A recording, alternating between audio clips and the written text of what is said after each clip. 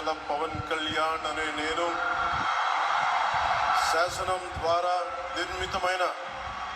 భారత రాజ్యాంగం పట్ల నిజమైన విశ్వాసం, విధేయత చూపుతానని,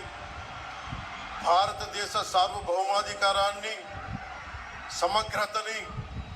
కాపాడుతానని, ఆంధ్రప్రదేశ్ రాష్ట్ర మంత్రిగా నా కర్తవ్యాలను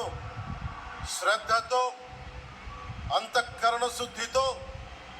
నిర్వహిస్తానని, భయం గాని, పక్షపాతం గాని,